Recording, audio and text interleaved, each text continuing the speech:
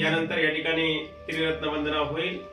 ज्यांना कुणाला म्हणता येत असेल त्यांनी सोबत बोलायचं आहे आणि म्हणता येत नसेल तर आपण शांत चित्ताने एकाग्र चित्ताने बुद्ध पूजा पाठ वंदना आपण सर्वांनी ग्रहण करायचे आहे. नमो तस्स भगवतो अरहतो सम्मा संबुद्धस्स. नमो तस्स भगवतो अरहतो सम्मा संबुद्धस्स. नमो तस्स भगवतो अरहतो सम्मा संबुद्धस्स. वनगन्ध गुणोपेतं एतं कुसुम सन्तते पूजयामि मुनिन्दस्सं श्रीपादसरोरुवे. पूजेमि बुद्धं कुसुमेन नैनं पुण्येन मेतेन लभामि मोक्षं पुष्पं विलायति यथा इदं मे कायो तथा याति विनाशभावं. घनसारप्रदीपेन दीपेन तमदंसिना तिलोकदीपं सम्बुद्धं पूजयामि तमोनुदं. सुगन्धिकाय वदनं अनन्तगुणगन्धिना सुगन्धिना गन्धेन पूजयामि तथागतं. बुद्धं धम्मं च संघं सुगतदनुभवान् धातून् धातुगप्पे. लङ्काय जम्बुदीपे तिरसपुरवरे नागलोके चतुपे. सव्ये बुद्धस्य बिम्बे सकलदशदिशे केशलोमादिधातु वन्दे. सवेऽपि बुद्धं दशबलतनुजं बोधिचैत्यं नमामि. वन्दामि चैत्यं सब्बं सब्बठानेषु प्रतिष्ठितं. शारीरिकधातु महाबोधिं बुद्धरूपं सकलं सदा. यस्मूले निसिन्नो वं सब्बारे विजयं अक्का. पतो सवयुतं सत्ता वन्दे तं बोधिपातपं. इमे हेते महाबोधि लोकनाथेन पूजिता. अहं पीते नमस्सामि बोधिराजा नमस्तुते. बोधिराजा नमस्तुते. बोधिराजा नमस्तुते. इति पिसो भगवा अरहं सम्मा संबुद्धो विद्याचरण संपन्नो. सुगतो लोकविदु अनुत्तरो. पुरुषधम्म सारथि सत्था देव मनुष्याणं. बुद्धो भगवाति बुद्धं जीवितपर्यन्तं शरणं गच्छामि. स्वाख्यातो भगवता धम्मो सन्देशिको अकालिको यहि पाक्षिको औपनायिको पच्यतं. वेदितवो विनोवितेन धम्मं जीवितपर्यन्तं शरणं गच्छामि. सुपटिपन्नो भगवतो सावक संघो. उजुपटिपन्नो भगवतो सावक संघो. न्यायपटिपन्नो भगवतो सावक संघो. सामीचिपटिपन्नो भगवतो सावक संघो. यदिदं चत्वारिं पुरुषयुगानि अष्टपुरुषपुद्गला एष भगवतो अनुत्तरं पुण्यं खेतं लोकस्याति. संघं जीवितपर्यन्तं शरणं गच्छामि. इमाय धम्मानुधम्म पटिपत्तिया बुद्धं पूजयामि. इमाय धम्मानुधम्म पटिपत्तिया धम्मं पूजयामि. इमाय धम्मानुधम्म पटिपत्तिया संघं पूजयामि. अद्धा इमाय पटिपत्तिया जाति जरा मरणं महापरिमुञ्चसामि. इमिना पुण्यकमेनं मामे बालसमागम. संतं समागमो भवन्तु यावनिब्बाणपत्तिया. देवो वसन्तु कालेनं स सम्पत्ति हेतु च. पीतो भवन्तु लोकोचं राजां भवतु धम्मिको. कुल साधु साधु साधु साधु साधु. बुद्धं नमामि. धम्मं नमामि. संघं नमामि. संघं नमामि.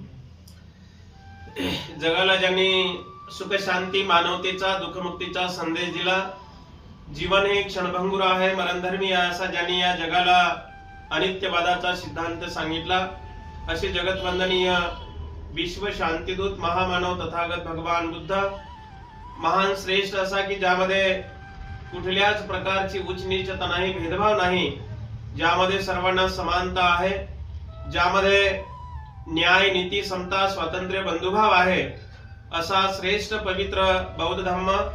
त्याच त्या बौद्ध धम्माचा प्रचार आणि प्रसार करण्यासाठी बौद्ध धम्म हा प्रत्येक मानवाच्या कानी पडावा.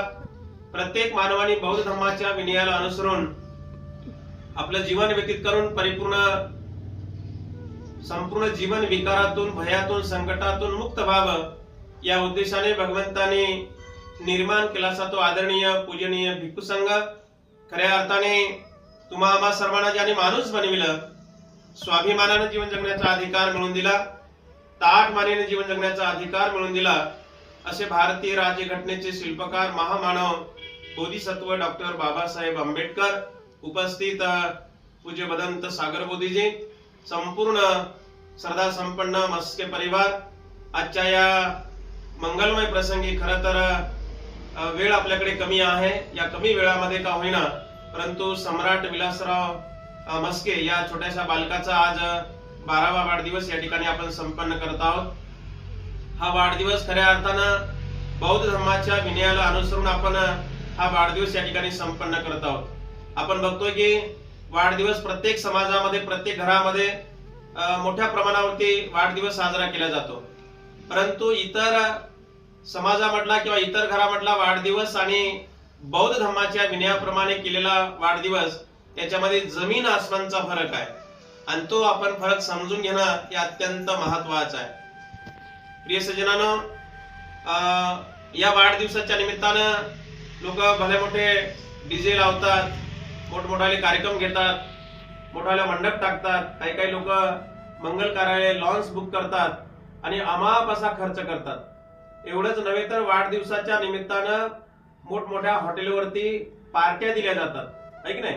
परंतु हा जो वाढदिवस संपन्न होत आहे तो बौद्ध धर्माच्या विनयाला अनुसरून या ठिकाणी हा वाढदिवस संपन्न होत आहे.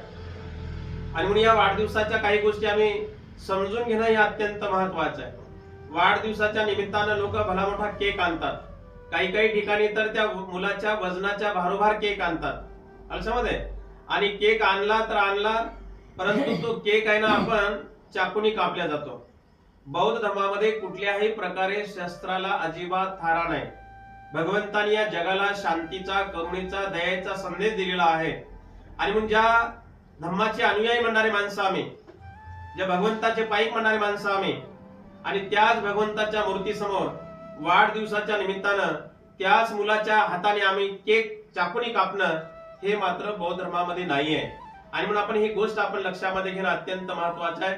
भगवंताची मूर्ती बघा, भगवंताचा फोटो बघा, जगामध्ये कुठल्याही देशामध्ये बघा, भगवंताच्या हातामध्ये कुठल्याही प्रकारचं शस्त्र नाही, नाही सुरी नाही, तलवार नाही, भाला नाही, कट्यार नाही, गदा नाही, कुठल्याही प्रकारचं शस्त्र नाही. आणि म्हणून भगवंतानी या जगाला शांतीचा संदेश दिला आणि त्याच भगवंताच्या मूर्ती समोर आम्ही त्या मुलाच्या हातामध्ये चाकू धरायला लावणं आणि तो चाकूनी केक कापणं म्हणजे डायरेक्ट नाही इनडायरेक्ट का होईना आपण शस्त्र चालवण्याचं प्रशिक्षण दिल्यासारखं होतं. आणि म्हणून आपण बौद्ध धर्मामध्ये केक आणायचाच नसतो. आणलाच तो एक गोड पदार्थ मुलांना वाटण्यासाठी, खाण्यासाठी जर आणला तर काही हरकत नाही, परंतु तो केक आपण चाकूनी कापायचा नाही, ही गोष्ट आपण लक्षामध्ये घेणं महत्वाचं आहे. दुसरी गोष्ट आहे, त्या केकच्या आजूबाजूला अनेक प्रकारच्या रंगीबेरंगी मेणबत्त्या लावतात आणि वरती एक मेणबत्ती लावतात जेवढा वाढदिवस आहे. जसं आता आज सम्राटचा 12वा वाढदिवस आहे, त्या केक वरती आहे ना 12 नंबरची मेणबत्ती लावतात. आणि मग आजूबाजूचे लोक आहे ना त्या मेणबत्त्या विझवतात, फूक मारतात आणि विझवतात आणि मोठमोठ्याने टाळ्या वाजवून त्या मुलाला हॅपी बर्थडे टू यू, जे काय त्या मुलाचं नाव असेल ते असं म्हणून त्याला शुभेच्छा देतात. लॉकडाऊनच्या अगोदर पुण्यनगरीचं एक कात्रण आहे माझ्याकडे. संशोधकांनी, शास्त्रज्ञांनी काय केलं की अशा 5-50 लोकांना असा भला मोठा एक केक ठेवला आणि त्या केक वरती 5-50 लोकांना असा घोळक्यामध्ये तो केक अशा तोंडाने फूक मारायला लावला. आणि फूक मारल्यामुळे काय झालं की प्रत्येकाच्या मुखातून जे हवा आहे, हवेद्वारे बारीक जंतू जे आहेत लक्षामध्ये, असं 5-50 लोकांच्या मार्फत त्या केकवरती असं फूक मारायला लावली आणि तो आधर केक उचलून प्रयोगशाळेमध्ये नेऊन दुर्बीणद्वारे बारीक ते एक मायक्रोस्कोप असते त्याच्या मार्फत त्याचे संशोधन केलं, त्याच्यावर बारकाईने निरीक्षण केलं तर असं आढळून आलं की 50 लोकांच्या मुखातून, वेगवेगळ्या लोकांच्या मुखातून त्याच्यावरती बारीक जंतू असे स्थर साचलेला आहे. जसं की कोरोनाचा जंतू दिसत नव्हता परंतु पटापट माणसाला मारत होता, आहे की नाही. तसे अनेक प्रकारच्या मुखातून, अनेक प्रकारच्या लोकांच्या मुखातून हवेद्वारे त्या केकवरती असे जंतू साचलेले प्रयोगशाळेमध्ये ते सिद्ध झालं. आणि तो केक आपण मोठ्या आनंदानं उत्साहानं थाटामाटानं आपण तो केक मोठं चाकू खातो बघा, आहे की नाही? आणि म्हणून आपण ही गोष्ट लक्षामध्ये घ्यायचं आहे की आपण त्या मेणबत्त्या विझवायच्या नाही. मेणबत्त्या विझवणं म्हणजे काय करणं आहे? त्या ठिकाणी अंधार करणं आहे. आपण घरामध्ये रात्रीला लाईट का लावतो? त्याचे कारण आहे. प्रत्येक गोष्टीच्या पाठीमागे कारण आहे. कारणाशिवाय या जगामध्ये काही घडत नाही. आज या ठिकाणी भंतीजी एकत्र आले तर याच्या पाठीमागे कारण आहे. आपण सर्वजण एकत्र बसलो तर याच्या पाठीमागे कारण आहे. लक्षामध्ये घरामध्ये आपण फॅन लावतो तर त्याच्या पाठीमागे काही कारण आहे. आपण जेवण करतो तर त्याच्या पाठीमागे काही कारण आहे. घरामध्ये लाईट लावतो तर त्याच्या पाठीमागे कारण आहे. कारण घरामध्ये अंधार पसरलेला असते आणि तो अंधार नाहीसा करण्यासाठी आपण लाईट लावतो. लाईट लावल्यामुळे तो अंधार नाहीसा होतो आणि संपूर्ण वातावरण प्रकाशमय बनते. लक्षामध्ये. आणि मेणबत्त्या विझवणं म्हणजे काय करणं आहे? त्या ठिकाणी अंधार करणं आहे. आणि म्हणून बौद्ध धर्मामध्ये आपण मेणबत्त्या विझवायच्या नसतात. ही गोष्ट आपण लक्षामध्ये घेणं अत्यंत महत्वाचं आहे. तर सम्राट या बालकाच्या वाढदिवसाच्या निमित्तानं या ठिकाणी कुठल्याही प्रकारचा केक आणला नाही. केक आणून चाकूनी कापला नाही. मेणबत्त्या लावल्या नाही. मेणबत्त्या विझवल्या नाही. या ठिकाणी 2 धर्मगुरूंच्या हस्ते अगदी मानवाच्या कल्याणासाठी, मानवाच्या हिताने, सुखासाठी भगवंताने जो काही मार्ग दिलेला आहे, जो मार्ग मानवाला दुःखमुक्तीच्या मार्गाकडे घेऊन जातो, परिपूर्ण विकारातून मुक्त करतो, असा शीलाचा मार्ग म्हणजे पंचशील या ठिकाणी ग्रहण करून बुद्ध पूजा, पाठ वंदना, धम्म वंदना, बुद्ध वंदना, धम्म वंदना, संघ वंदना या ठिकाणी पठण करून या ठिकाणी सम्राट बालकाचा वाढदिवस या ठिकाणी मोठ्या उत्साहाने या ठिकाणी बौद्ध धम्माच्या विनयाला अनुसरून 2 बौद्ध भिक्खूंच्या हस्ते आणि आपल्या सर्वांच्या उपस्थितीमध्ये या ठिकाणी सम्राट बालकाचा वाढदिवस या ठिकाणी संपन्न होत आहे. मी सम्राट बालकाला या ठिकाणी स्टेजवरती पाचारण करतो की आपण स्टेजवरती यावं. घ्या बघा ते फुलं ताट घ्या बरं. फुलं ताट घ्या. उचला फुलं. ते फुलं घ्या. नाही पाकळ्या करा द्या. गुच्छ द्या माझ्याकडे.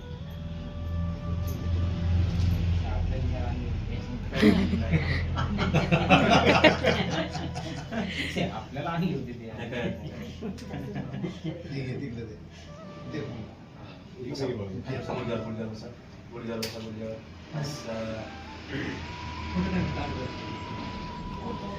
फोटो पण लागतो. फुलं सर्व काय इकडे आईला.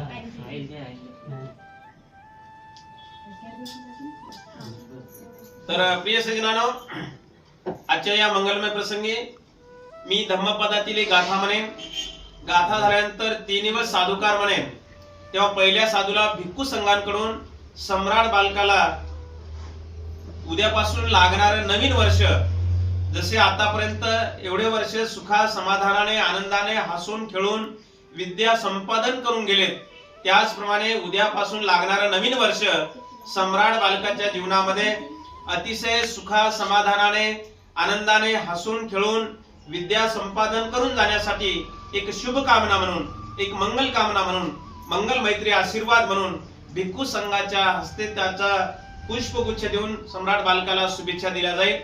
दुसऱ्या साधूला आपणा सर्वांकडून या बालकाला आशीर्वाद म्हणून, शुभेच्छा म्हणून आपण सर्वांनी फुलांचा वर्षाव करायचा आहे.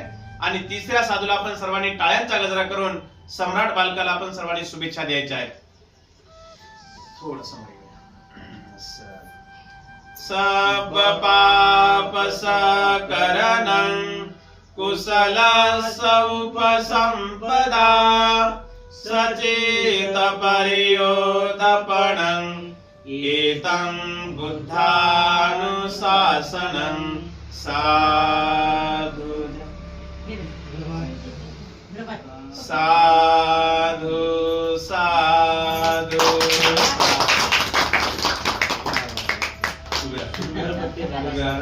भगवंताला वंदन करा. भगवंताला वंदन. खाली खाली बसून बोलूया. भगवंताला वंदन करा. नमामि नमामि धम्मं नमामि संघं नमामि. उभे राहा. सर्वांना जय भीम मोठ्याने करा. ठीक.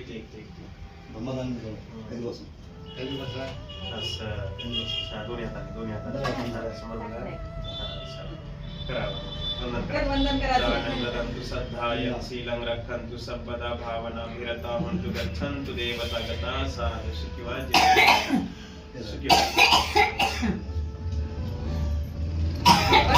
दर्शन घेतलं कोणाचं नाही तर काहीच नाही. वंदन कधीच करत नाही. सुखी व्हा, जय हो, मंगल सुखी. हे ती तुझी असते. तुझा बर्थडे आहे ना?